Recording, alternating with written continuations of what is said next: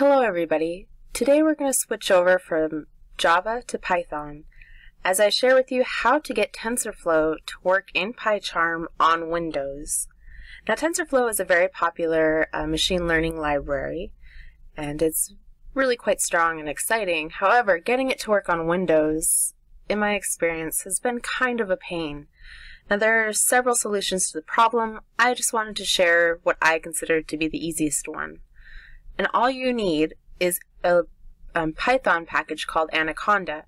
So if you simply Google Python Anaconda, this page should come up. I'll also share this link with you in the description box below. So if we come down here, we can see that there is an Anaconda for both Python 3.6 as well as Python 2.7. Today we'll be using 3.6, however it is very handy. Anaconda is extremely handy to have, so I recommend considering installing it for both versions of Python because you'll never know what you actually need. So once you run that through and it's installed, you can come over to Python, create file, new project. You can see this is our standard create project window. And for this, I'm just going to simply call it example. Let's leave it simple.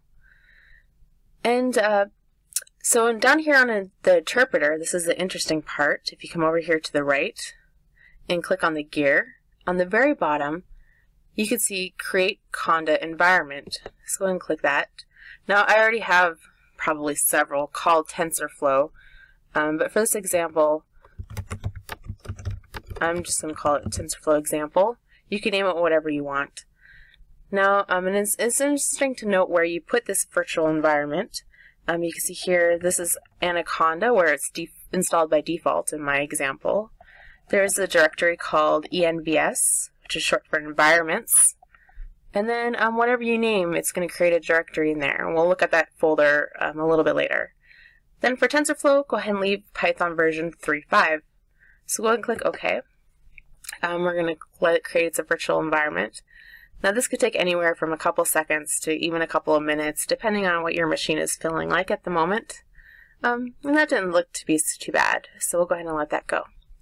So now if we look at this path, we can see the Anaconda 3, the envs folder, had nothing to do with that. That was installed by Anaconda. However, now that we created this virtual environment that I called TensorFlow example, it created this directory, and inside of that directory is a Python executable. So that's really encouraging. We can do what we want. I'm going to go ahead and open this in a new window. Let it run. Okay, so let's get to it, shall we? Let's go ahead and create a new Python file. And I'm going to call mine test, because we're simply testing that TensorFlow works. So now if we try to import TensorFlow, we'll let go. Alright, and so now that we try typing this, we can see these angry red lines, which means there's no TensorFlow. That's because we still have to install it. Now we have this virtual environment set up. We could do pip install. I just want to show you how to install it through PyCharm, because the less we have to leave, the easier. So let's go to Tools and Python Console. So you can see this gives a few seconds. Alright, we have our beautiful Python console. So we're going to type import pip, you know, the standard pip for installing things. Go and click enter. Alright, now we're going to call pip from within this Python terminal by going pip.main. And then this is how we're passing in our arguments. I'll leave these 2 lines of code inside of the description box below. But you can see pip.main, and we're passing the argument, which is a list. The first thing we're going to do is tell it what we want to do. We want it to install, so this is equivalent to going pip install. And then I want to install TensorFlow.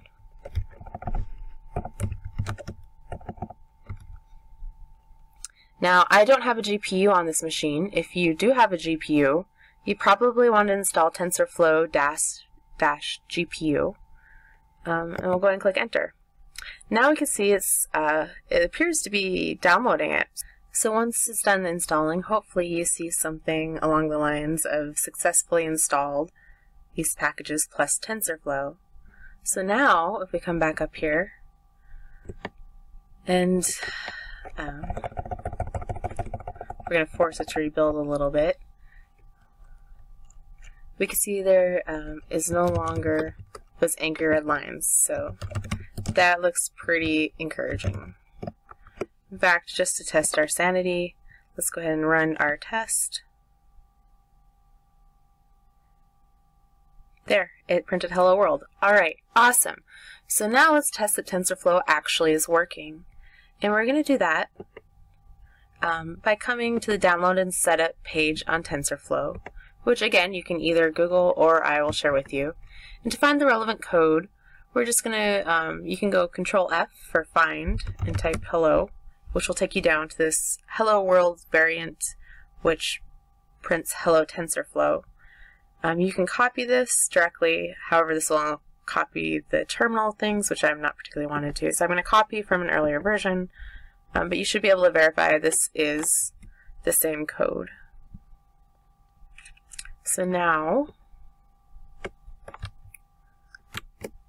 we're going to save this. Again, let's verify. Import TensorFlow, print hello, run session, and then add these two numbers. So come back to, there we go. Okay, so hopefully you're convinced this is the same code. Now, when we run this, we might get a couple of warning symbols because I've Googled it. These messages aren't anything to be too concerned about. The important part is that, in fact, it prints hello TensorFlow as well as 42, which, if you look up here, is a TF constant of 10 plus 32. So I hope this convinced you that we have successfully set up TensorFlow, and now we can use it however we want. Okay, so before we go, let's go and look at our file explorer. This is the Anaconda 3 directory, which was set up when we installed Anaconda. If we come over to our environment folder, the envs, we can see that there's a directory called TensorFlow example, which is what we set up when we were setting up PyCharm. Open up, it should look very much like a Python library that you would see anywhere else. Most importantly is that it has its own python.exe file. So we can call this just like we would any other Python. In fact, let me show that to you by opening up my PowerShell. You can see this is the directory file I've already navigated to. Anaconda 3, environment, TensorFlow example. And so I'm going to go /Python to tell it that I want to use the Python located here. And I'm going to click enter, and we can see it brings up a Python console. Alright, fabulous. So we want to test that TensorFlow is actually there. Because we installed that, hopefully this Python can find it. Alright, no errors. That's incredibly encouraging, right? So let's come back to our Python example that they give us. We'll see if we can get it to print hello TensorFlow. Terminal. Enter. Create a TensorFlow session. Enter. And hopefully I'll be able to print this and show that it's working. Now, before I hit enter, I like to caution us again. Remember, we got all those errors before, seemingly errors. Again, I've Googled this. It's just kind of a quirk, nothing to worry too much about. It's kind of obnoxious to take up all this screen real estate. But the most important thing here is that it did actually do what I thought it would. So you can see I ran this TensorFlow from the terminal console, whatever you have. I really hope you found this helpful. As always, if you have any questions, comments, or concerns, please feel free to leave them in the section below, and I'll do the best I can to get back to them. Without anything else, good luck. I hope you found this useful, and don't mind terribly that we've deviated from Java. As always, thanks for stopping by.